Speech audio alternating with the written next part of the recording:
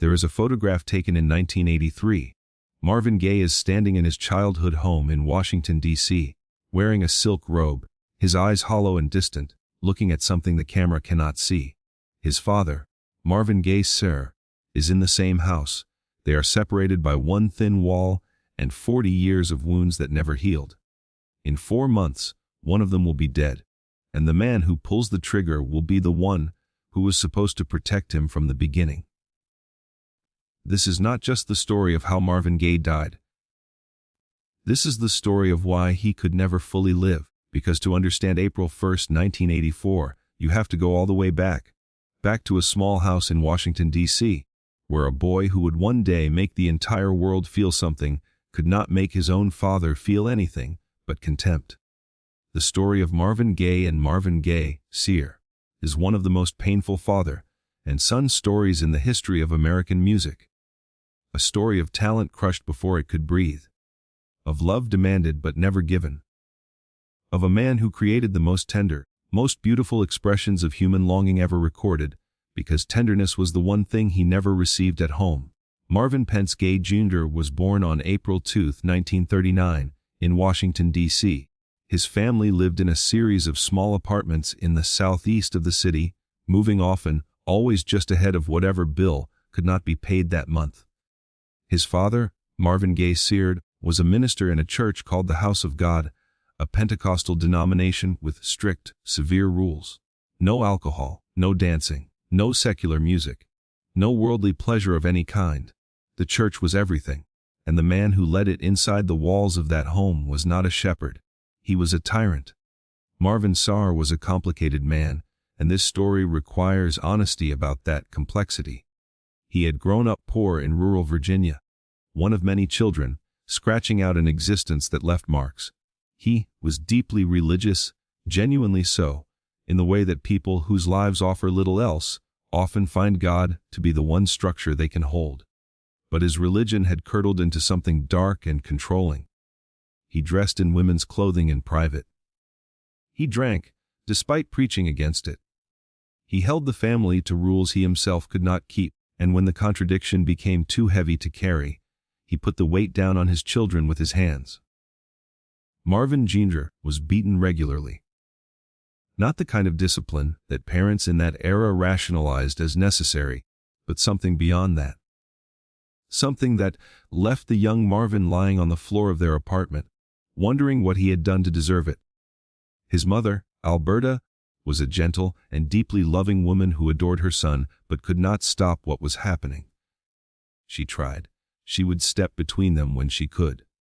But Marvin Sr. was the law in that house, and Alberta lived under the same law she was trying to shield her children from. The boy found his escape the only way he could. He sang. He sang in church first, because that was the only music Marvin Sr. permitted. Gospel.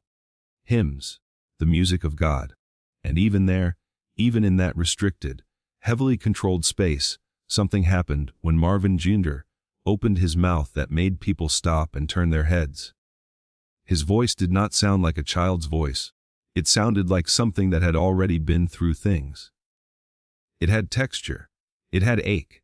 It had the quality that musicians spend entire careers trying to develop and either find or don't, and it was already fully formed in this quiet, frightened boy from Southeast D.C.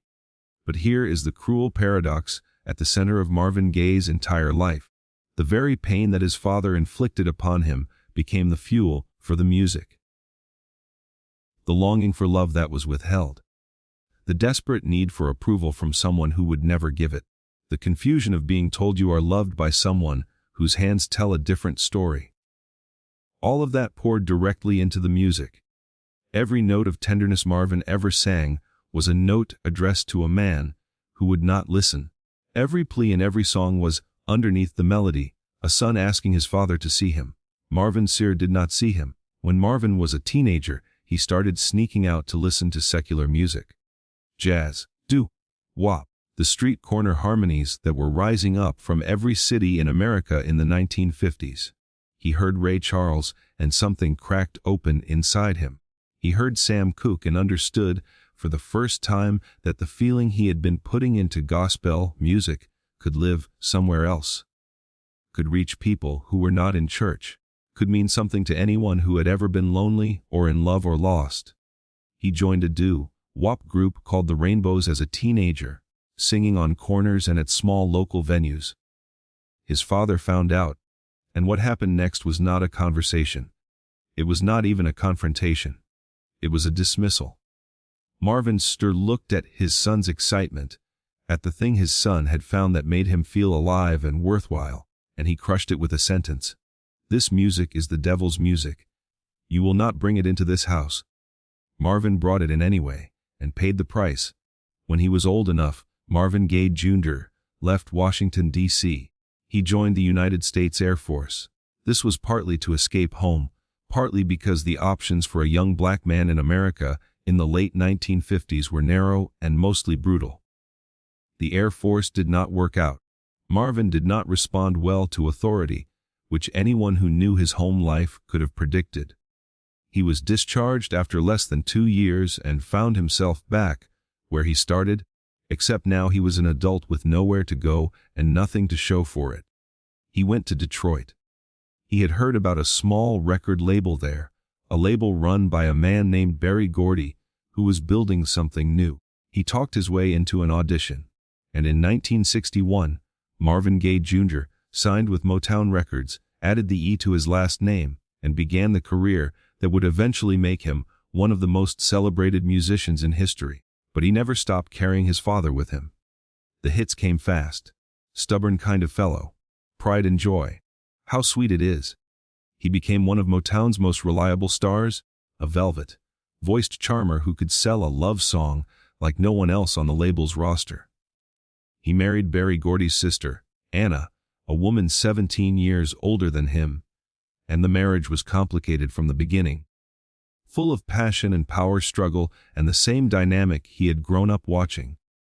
He was looking, without knowing it, for something his father had withheld from him, and he was looking for it in places that could not hold that much need. His relationship with Marvin Sr. during these years was a Cold War conducted at a distance. They spoke occasionally. Marvin would send money to his parents, but every time he went back to Washington, every time he sat in a room with his father, the air in the room changed. Marvin Jr. would become smaller, quieter. The confidence he carried on stage, the commanding presence that made audiences feel like they were witnessing something sacred, evaporated. He became the boy on the floor again. Marvin Sr. never said he was proud of his son. Not once. Not when Stubborn Kind of Fellow hit the charts.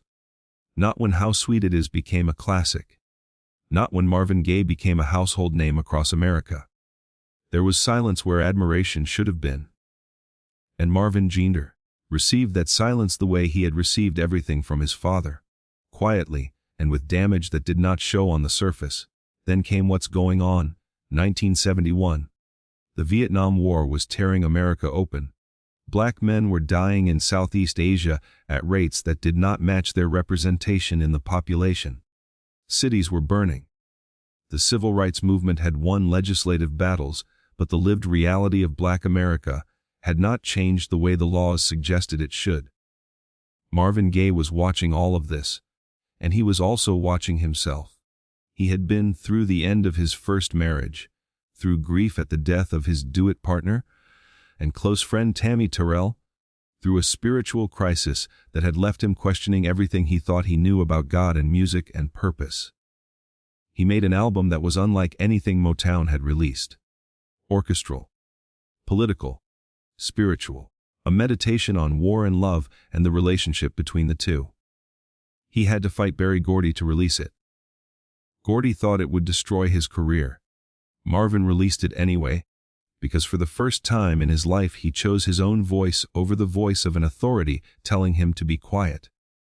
The album was a masterpiece. It changed popular music. It proved that a soul singer could be an artist in the fullest sense of the word, could engage with the world's suffering and speak to it with the same language he used to speak about romance. It won critical adoration and commercial success, and it secured Marvin Gaye's place in the history of American music permanently. His father said nothing. The 1970s brought more genius and more chaos, in roughly equal measure. Let's Get It On in 1973.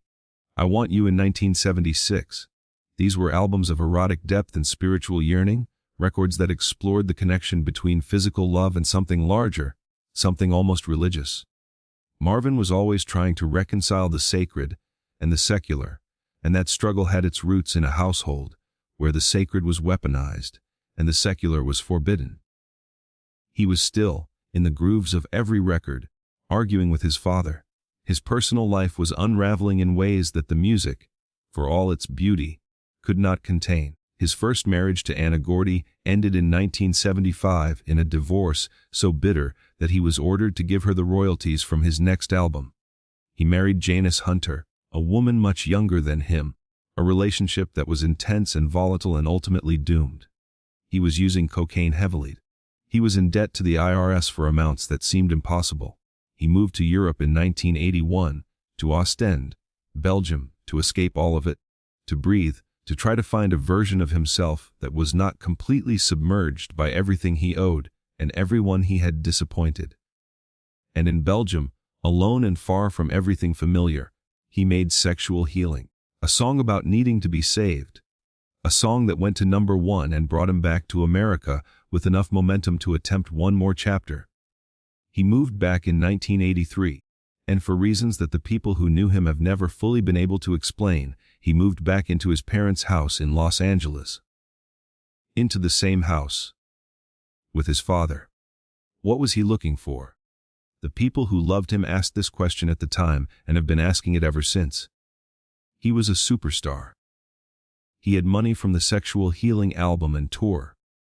He could have lived anywhere, and he chose to move into the house where he had been a child, where his father still lived, where the air still carried the weight of everything that had happened between them. Maybe he was looking for resolution.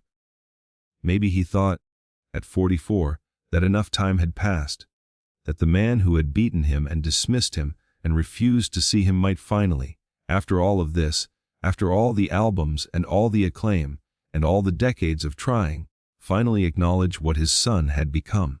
If that is what he was looking for, he did not find it. The months between Marvin's return and April of 1984 were witnessed by people who described them as unbearable. Marvin was using cocaine regularly and the drug had darkened his psychology into something frightening. He was convinced people were trying to kill him. He was volatile and unpredictable. He and his father fought constantly, and the fights were not the arguments of two adults working through old pain. They were something older and more savage than that.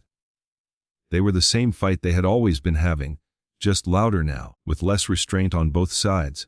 Marvin's sister had a gun, a .38 caliber pistol that his son Frankie, Marvin's brother, had given him as a gift months earlier. The gun sat in the house while two men who had never found a way to understand each other circled around each other in close quarters, day after day, with no resolution and no exit. On March 31, 1984, the day before Marvin Gaye's 45th birthday, there was a final argument between father and son. It began over a piece of mail, something administrative and trivial, and it became everything else almost immediately. Years of stored fury on both sides, years of disappointment and rejection, and failed attempts at something that might have been called love, if either of them had been able to name it. All of it came to the surface in that room. Marvin attacked his father physically. He struck him. Witnesses said it was the most violent the confrontation had ever become. Marvin Sr. was hurt. Not seriously, but enough. He went to his room. Marvin went to his own room. He was exhausted. He was high. He was, by all accounts, a man who had been running from something for 40 years and had nowhere left to run. Alberta Gay tried to hold the house together the way she had always tried. It was what she knew. It was all she knew. The next morning, April 1, 1984, Marvin Gay's sister walked into his son's bedroom. He had the gun. There are no witnesses to exactly what was said in those final moments. What is known is that Marvin Sr. shot his son once. Marvin fell. His father shot him again. Marvin Gaye, one day before his 45th birthday, was pronounced dead at California Hospital Medical Center. Marvin Gay Sr. was arrested outside the house. He was charged with first-degree murder. But, in the weeks that followed, doctors examining Marvin Sr discovered something that no one had known. He had a brain tumor, a meningioma, a benign tumor pressing on the frontal lobe in a location that can affect impulse control and behavior. His lawyers argued that the tumor had contributed to his actions. The charge was reduced to voluntary manslaughter. Marvin Gay Sr was given a 6-year suspended sentence and 5 years of probation. He served no prison time. He died 18 months after his son, in 1998, of pneumonia. There is no clean resolution to this story. No redemption arc. No moment where a father finally sees his son and says the words that should have been said decades earlier. Just the absence of those words, all the way to the end, and the space that absence carved out inside a man who filled it with the most achingly beautiful music American culture has ever produced. What Marvin Gaye wanted from his father was simple. The same thing every child wants: to be seen, to be told that they are enough, that their existence matters, that the love is real and it is unconditional and it will not be withdrawn without warning on an ordinary afternoon. He never received that. And because he never received it, he spent his entire adult life translating the longing into song, giving to the world what his father could not give to him. Let's Get It On is a song about hunger for love. I Heard It Through the Grapevine is a song about betrayal and the terror of losing the love you depend on.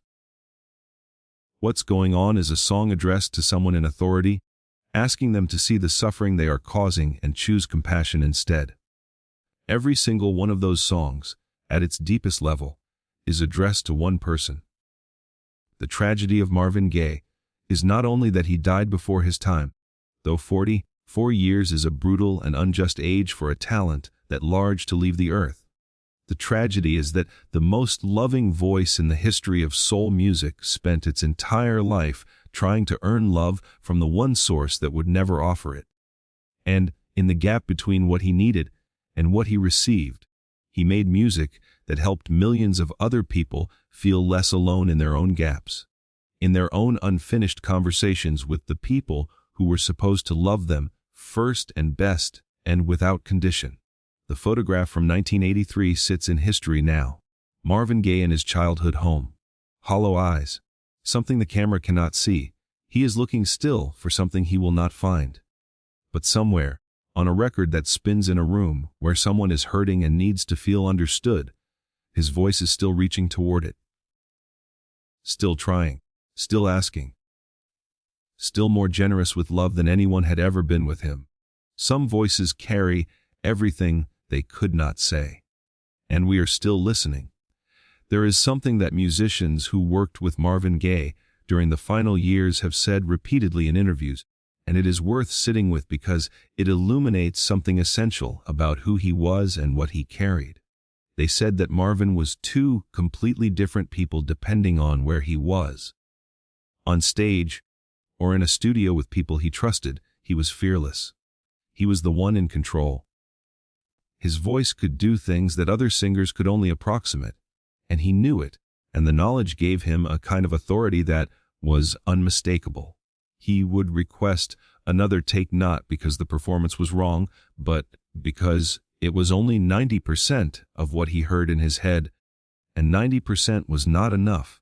He chased perfection not as a profession, but as a necessity, the way people who have been told their whole lives that they are not enough chase excellence in the only place it feels achievable. But put him in a room with his father, and all of that disappeared. Smokey Robinson, who knew Marvin for decades, and loved him the way you love someone you have watched try and fail and try again, said that the relationship between Marvin and his father was something he could never fully understand from the outside. It was beyond the usual tensions between fathers and sons. It was as if the presence of Marvin Sr erased some essential part of Marvin Jr., the part that had learned, through years of survival and artistry, to stand upright in the world. The music told the story that Marvin could not tell in ordinary language. Consider the album Here, My Dear, released in 1978, one of the most unusual records in popular music history.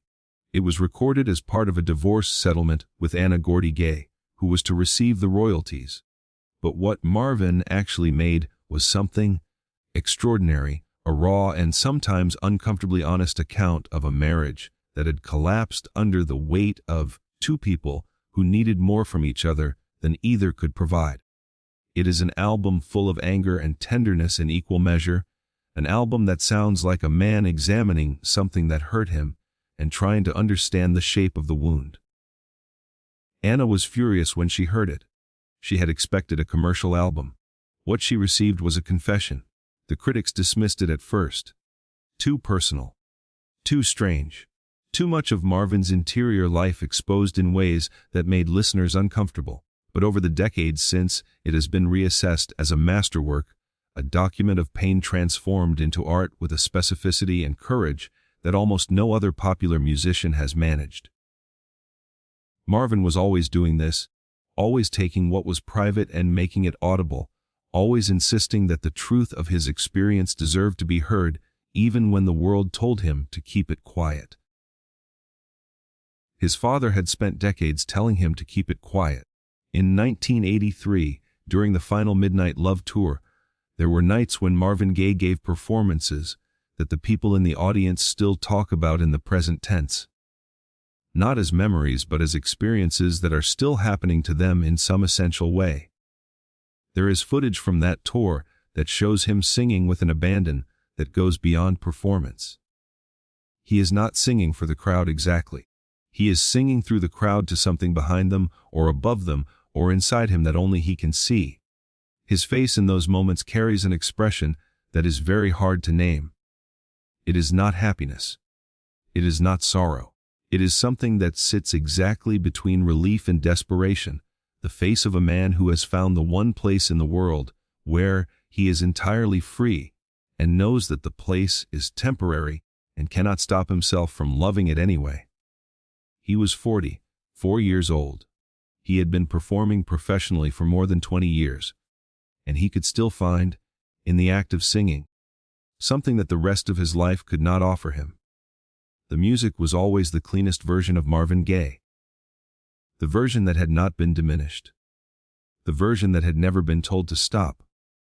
If this story moved you, if you felt the weight of everything that Marvin carried and everything he gave despite carrying it, subscribe and hit that like button. Share this video with someone who needs to hear that the most beautiful things are sometimes built in the hardest places. Leave a comment and tell us what Marvin Gaye's music has meant to you. And ring that notification bell so you never miss another story about the voices that changed the world and the silences that shaped them.